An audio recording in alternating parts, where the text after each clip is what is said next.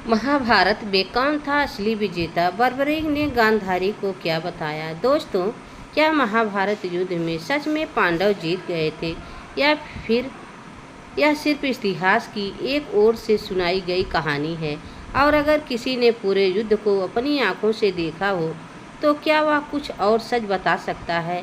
ऐसा ही एक पात्र था बर्बरीक, जिसे माना जाता है कि उसने पूरे महाभारत युद्ध को अदृश्य रूप से देखा।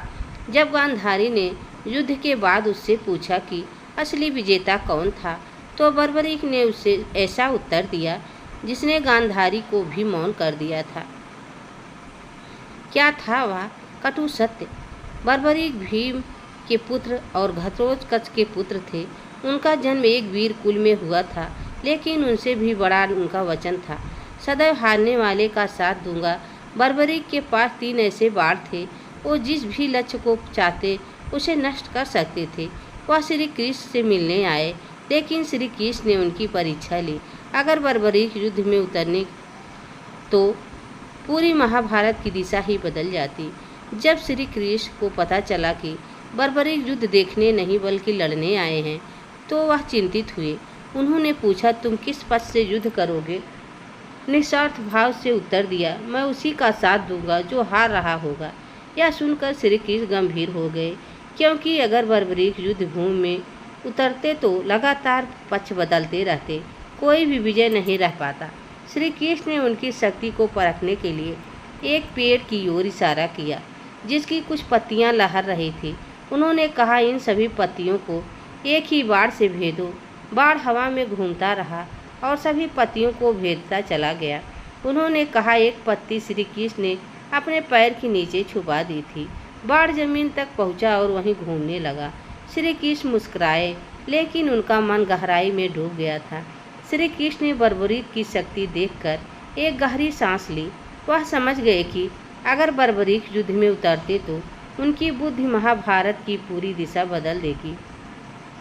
इसलिए श्री कृष्ण ने बर्बरीक से एक असामान्य मांग की, अगर तुम सच में युद्ध देखना चाहते हो तो मुझे तुम्हारा सिर चाहिए।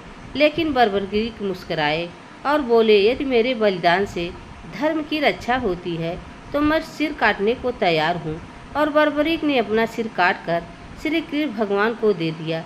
श्री कृष्ण भगवान ने एक टीले पर उसका सिर स्थापित किया और वरदान दिया कि वह पूरे युद्ध को देख सकेंगे। बर्बरीक का कटा हुआ सिर युद्ध की हर चाल पर, हर पल, हर वीर गति और हर धर्म को चुपचाप देखता रहा। लेकिन अंत में जब युद्ध समाप्त हुआ तो गांधारी के एक प्रश्न ने इस शांत सेना से जवाब मांगा, जिसे सुनकर सन्नाटा छा गया। महाभारत युद्ध समाप्त हो चुका था। कुरुक्षेत्र की भूमि पर चारों ओर लाशें बिछी थी। वीरों की कहानी समाप्त हो चुकी थी। गांधारी, जिनकी आंखें तो पहले से ही बंद थी, अब मन भी ढका हुआ था। उन्होंने श्री कृष्ण से एक ही सवाल किया, इस युद्ध का असली विजेता कौन है? श्री कृष्ण ने उस सवाल का उत्तर देने के बजाय बर्बरीक के कटे हुए सिर की ओर इशारा की और कहा, इनसे पूरा युद्ध अपनी आंखों से देखा है। इसका उत्तर सबने सच्चा होगा। गांधारी बर्बरीक के पास पहुंची और पूछा, तुमने सब देखा तो बताओ, असली विजेता कौन था? जहाँ तक मैंने देखा, केवल श्री कृष्ण की योजना, उनकी चतुराई और उनका मार्गदर्शन ही विजेता था। बर्बरीक ने जैसे ही यह शब्द कहे, गांधारी को गहरी सोच में डाल दिया। वह चौंकी, क्योंकि वह सत्य था जिसे किसी ने कभी नहीं पहचाना। युद्ध में पांडवों और कौरवों के बीच जो लड़ाई थी, असल में उसकी असली दिशा श्री कृष्ण की थी। हर पल युद्ध में क्या हो रहा था और किस तरह श्री कृष्ण ने हर एक चाल को इतनी चतुराई से खेला। उन्होंने कहा, जो केवल अपने कर्मों और गुणों से अपने अस्तित्व की पहचान करता है वही विजयी होता है। पांडव या कौरव दोनों ने केवल अपनी गलतियों और कमजोरियों से अंत को स्वीकार किया, मगर श्री कृष्ण, जिन्होंने हर कदम पर मार्गदर्शन किया, अपनी विजेता है। यह सच इतना कड़वा था कि गांधारी की आंखों से आंसू छलक पड़े और वह विचारों में खो गई। गांधारी, जिन्होंने अपनी आंखों के सामने अपने 100 पुत्रों का बंद होते देखा। बर्बरीक के शब्दों पर गहरे विचार करने लगी। उनका मन द्वंद्व से भर गया।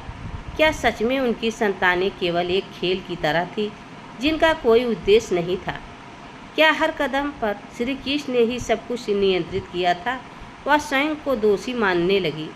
अपनी संतान की हर पर उन्हें हमेशा दूसरों को दोष देना था।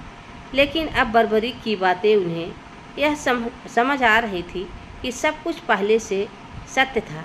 गांधारी के दिल में एक ठहरी हुई खामोशी छा गई। उनके मन में यह सवाल गूंजने लगा, क्या युद्ध के बाद भी कोई सच्चा विजेता होता है? उनके लिए यह सच्चाई स्वीकार करना बेहद कठिन था, क्योंकि यह उनके बेटे की हर हार की किसी छाया की तरह उजागर कर रहा था जिसे वह कभी देख नहीं पाई। बर्बरीक का सिर, जो युद्ध के दौरान चुपचाप सब देख रहा था, अब युद्ध के बाद का सबसे बड़ा गुरु बन चुका था। उनकी दृष्टि ने महाभारत युद्ध के हर पहलू को देखा था और अब भी इस सत्य को सामने ला रहे थे कि युद्ध कभी भी किसी एक पक्ष का नहीं होता। वह बर्बरीक जो स्वयं कभी किसी के साथ नहीं लड़ते थे, उनके मन में युद्ध के हर पहल पर गहरी सोच थी। उन्होंने समझा था कि ना तो पांडवों की जीत थी, न ही कौरवों की हार। असल में यह सब श्री कृष्ण की महान योजना का हिस्सा था। उनके शब्दों में यह सच्चाई छिपी हुई थी कि कोई भी जंग, चाहे वह कितनी भी भयंकर हो, असल में केवल एक उद्देश्य से लड़ी जाती है, धर्म की रक्षा। बर्बरीक ने महाभारत के हर पात्र को सिखाया कि शक्ति का असली स्रोत केवल ईश्वर का मार्गदर्शन ही होता है। श्री कृष्ण ने बर्बरीक के सत्य को स्वीकार किया और उसे आशीर्वाद दिया, लेकिन साथ ही एक और रहस्य खोला। उन्होंने कहा, तुम्हारा बलिदान और तुम्हारी शक्ति तो अद्भुत है, लेकिन असली धर्म तो आत्मज्ञान में है। तुमने महाभारत के बाद जो देखा उसे पूरी दुनिया के सामने लाना चाहिए। बर्बरीक ने अपना सिर चुपचाप झुका लिया और कहा, मेरे जीवन का उद्देश्य अब यही है, क्योंकि मैं इस युद्ध के बाद की सच्चाई को बताऊं। यह सच्चाई सभी को समझनी होगी, क्योंकि धर्म के मार्ग पर चलने के लिए व्यक्ति को श्री कृष्ण के द्वारा दिखाए गए रास्ते की आवश्यकता होती है, जो हमें ईश्वर से मिलकर समझनी चाहिए।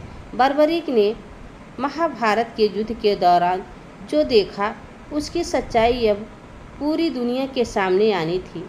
उन्होंने एक महत्वपूर्ण संदेश दिया, जो अपने धर्म का पालन करता है और जो जीवन में सही रास्ते पर अनुसरण करता है, श्री कृष्ण ने युद्ध को जीता है। बर्बरीक ने महाभारत के युद्ध के दौरान जो देखा उसकी सच्चाई अब पूरी दुनिया के सामने आनी थी। उन्होंने एक महत्वपूर्ण संदेश दिया, सिर्फ युद्ध जीतने से कुछ नहीं होता। असली विजेता वही है जो अपने धर्म का पालन करता है और जो जीवन में सही रास्ते का अनुसरण करता है। श्री कृष्ण ने युद्ध को जीता, लेकिन यह जीत केवल अस्तित्व की नहीं थी, बल्कि उसे सही दिशा देने की थी।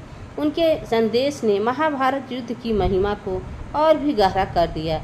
बर्बरीक का बलिदान हमें यह सिखाता है कि जीवन में हमें अपने कर्मों का सही मूल्य समझना चाहिए। यह संदेश न सिर्फ महाभारत बल्कि हर युगों में प्रासंगिक रहेगा, क्योंकि आज भी लोग युद्ध, संघर्ष और जीवन की सच्चाई को समझने में लगे रहते हैं। उनका जीवन, उनका संदेश आज भी हमारे दिलों में जीवित है।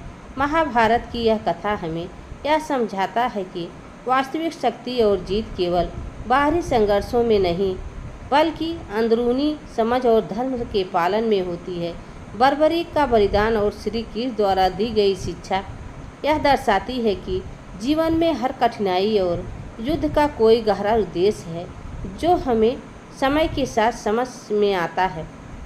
आज हम सबको बर्बरीक के संदेश से प्रेरणा लेनी चाहिए कि सच्ची जीत तब होती है जब हम धर्म, सत्य और ईश्वर के मार्ग पर चलते हैं। अब आपसे निवेदन है कि इस कथा पर आपका क्या विचार है?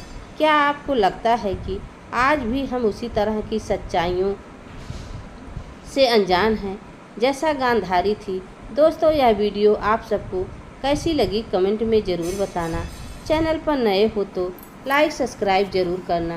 तब तक के लिए राधे राधे, जय श्री कृष्ण, धन्यवाद।